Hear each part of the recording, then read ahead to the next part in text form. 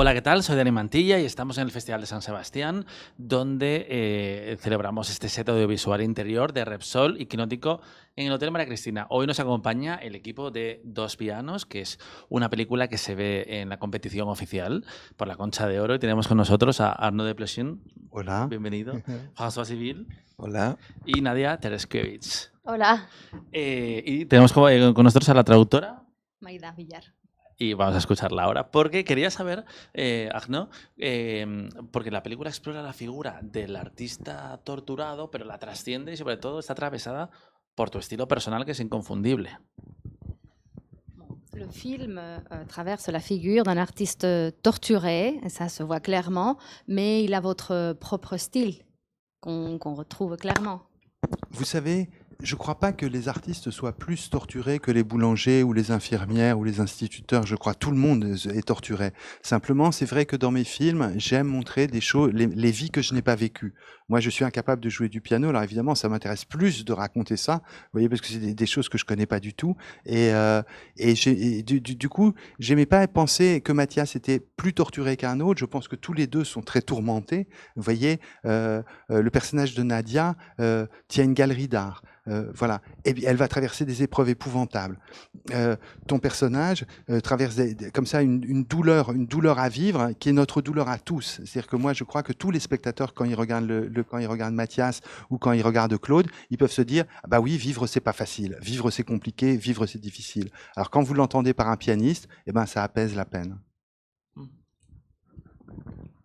Pues efectivamente, pero yo no creo que el personaje de Matías sea un personaje más torturado que cualquier otra persona, como podría ser un panadero, un enfermero o gente que tiene cualquier otra profesión.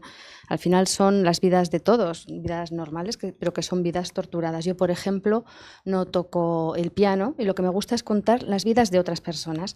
Matías, por ejemplo, no me parece que sea un personaje más torturado que el de Nadia, que tiene su propia galería de arte, tiene sus propios problemas, sus propias dificultades y pruebas. El dolor es de todos, tanto el de Matías como el de Claude, es lo mismo, y al final se trata de vivir una vida que en el fondo sí es difícil para todos, pero suena un poquito mejor cuando te la toca un pianista. Quería preguntarles a François y a Nadia cómo es navegar el universo tan personal de Arnaud Desplechin, el lenguaje, tú ves una de sus películas y se reconoce. ¿Cómo es adaptarse a un autor tan particular? Oui, je voulais vous demander à Nadia et François comment c'est de naviguer l'univers de Desplechin et comment c'est de travailler avec lui.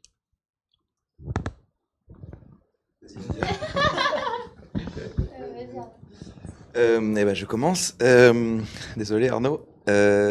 Avant de recevoir ce coup de téléphone d'Arnaud Desplechin, j'étais déjà moi très fan de son cinéma. J'avais vu beaucoup de ses films. Et alors je sais pas pourquoi, mais j'avais du mal à imaginer qu'un jour il ferait appel à moi. Voilà, je peux pas me l'expliquer, mais c'est comme ça. Et du coup, quand le téléphone a sonné, j'étais terrorisé. À l'idée de rencontrer Arnaud, si, je te promets, et à l'idée de lire ce dans quoi il avait pu m'imaginer. Et en fait, quand j'ai appris que c'était un musicien, il y a quelque chose qui s'est libéré en moi en me disant bah oui, bien sûr, ça va me parler, parce qu'il se trouve que je fais un peu de musique moi de mon côté, donc j'avais déjà une sorte de petite accroche. Enfin, ça m'a donné un peu de confiance. Et ensuite, bah oui, on rentre dans un univers où en effet le texte a son importance, où certaines des répliques, je pense, j'en ai moi-même pas la compréhension totale. Il y a beaucoup de couches de compréhension dans son cinéma, beaucoup de thèmes récurrents qui reviennent. Et j'ai vécu ça comme une chance immense de pouvoir travailler ce personnage avec lui et d'essayer de m'insérer au mieux dans son cinéma.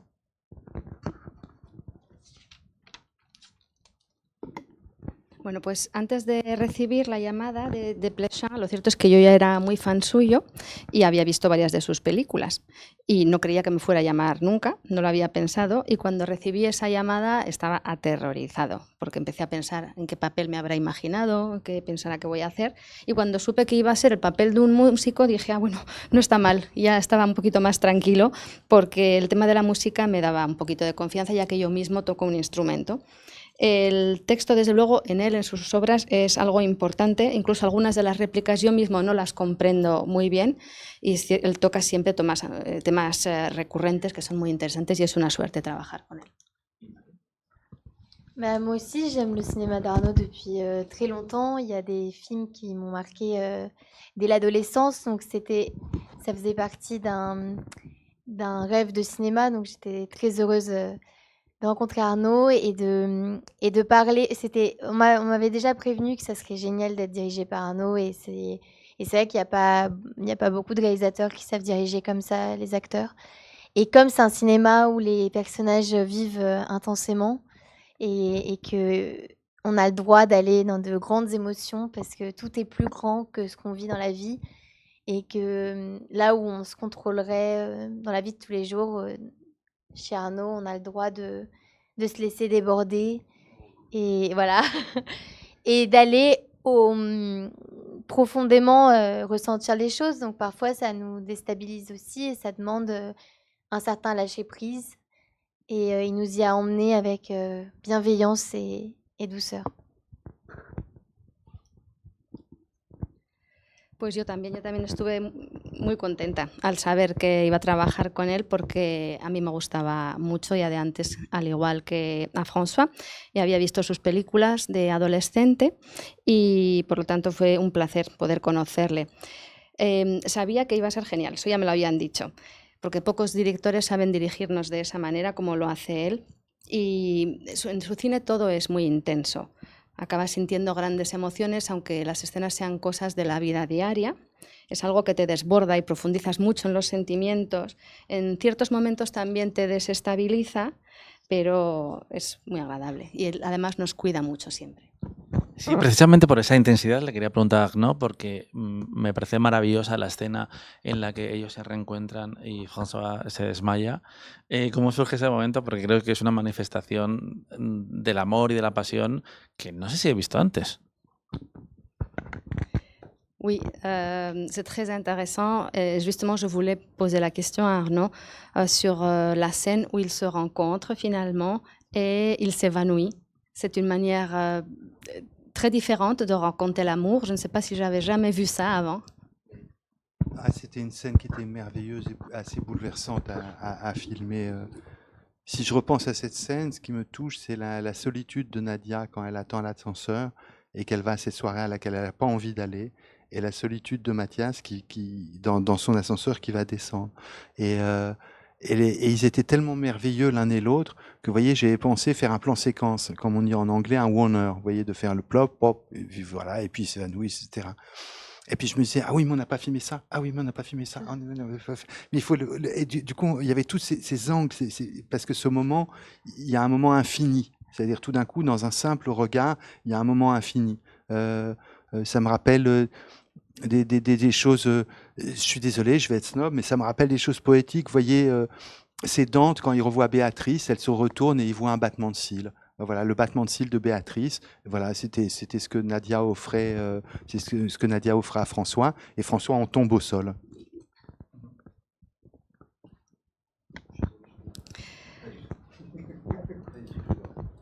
Sí, esa escena es maravillosa y en esa escena me pareció muy interesante y me tocó mucho la soledad de Nadia, que está esperando ahí para llegar a esa cena a la que no le apetece de hecho nada ir, y al mismo tiempo la soledad de Matías, que baja solo en ese ascensor y cuando se miran pues es fantástico. Y cuando imaginé la escena, en principio iba a hacer un plano secuencia, pero nos dimos cuenta de que de esa manera no captabas todo. Decías, uy, falta este ángulo y falta este otro y esta otra cosa, con lo cual todo no quedaba ni terminado ni bien representados todos los ángulos. Es una especie de mirada infinita que es muy difícil de representar y puede parecer un poco pretencioso, pero yo diría que al final es algo un poco poético, ¿no? Como Dante y Beatriz con el batir de las pestañas.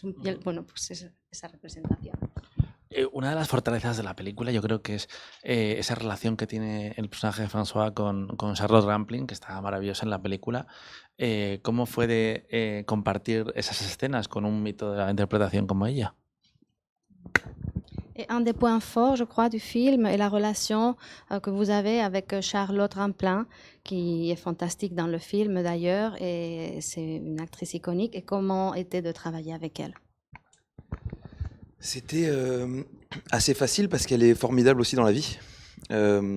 Et en fait, je crois que le niveau de respect qu'a Mathias pour Elena, c'était le même de François vers Charlotte. Et, et Elena et Mathias parlent la même langue, celle de la musique.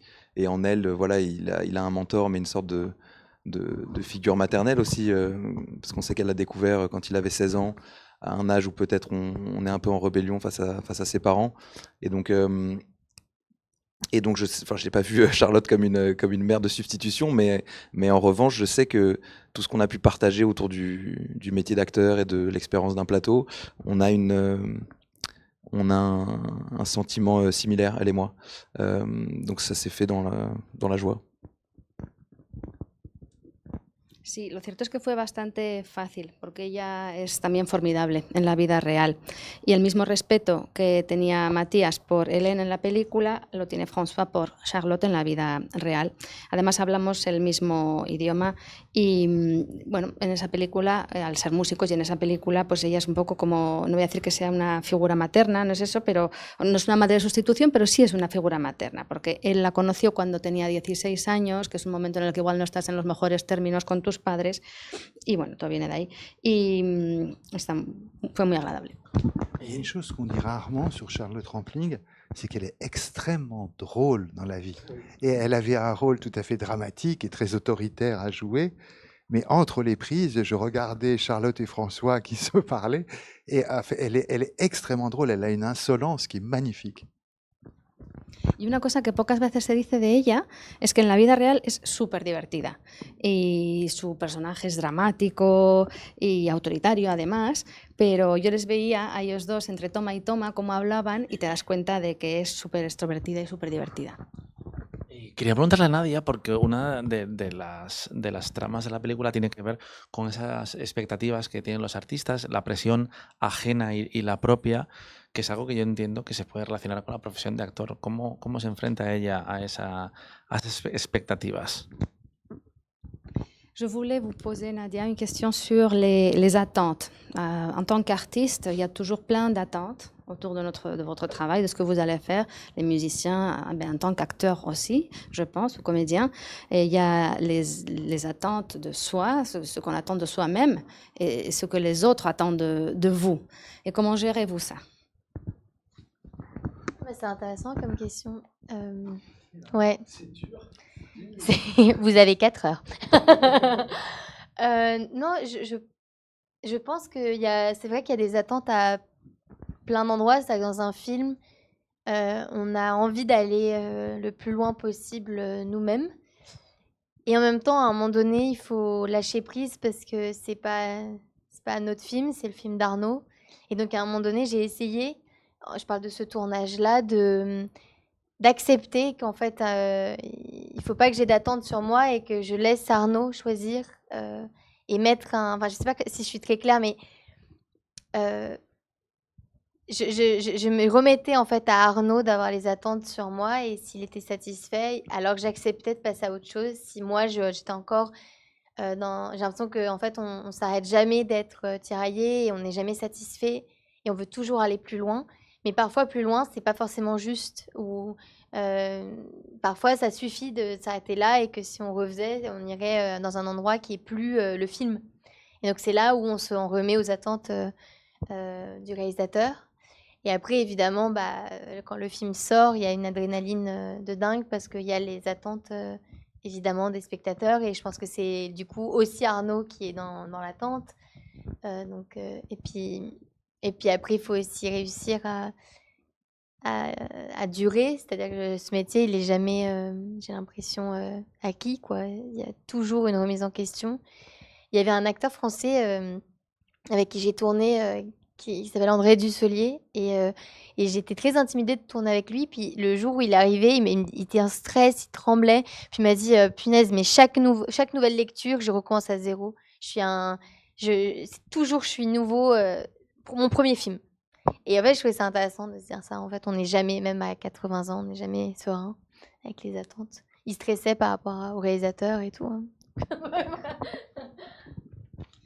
Pues es muy interesante la película y además al mismo tiempo muy difícil de contestarla. Podríamos estarnos 4 horas, dice Nadia. Y la expectativa es que al principio, bueno, uno quiere ir lejos, quiere llegar todo lo lejos que pueda, seguir mejorando, hacerlo mejor y llegar más lejos. Pero a veces hay que soltar, hay que dejarse llevar. Y en este caso, dejarse llevar por Arnaud, que era el director de esta película. Es difícil, pero hay que intentar a veces aceptar no tener expectativas, una misma, sino dejar que sean las expectativas del director las que estén presentes. Y si cuando actúas a él le parece bien, pues ya está, porque si no es un juego infinito, siempre quieres más lejos, llegar más allá, y más lejos no significa necesariamente llegar al punto correcto que requiere cada película. Entonces, siempre es algo que tenemos dentro, el intentar hacerlo mejor o ir más lejos, pero no siempre es lo ideal. Luego ya, cuando es el estreno de la película, ahí viene otro tipo de adrenalina, pero también hay que dejarle que se lo lleve un poquito a Arnaud. Y otra cuestión es que en este oficio hay que durar, hay que encontrar la manera de perdurar durante el tiempo.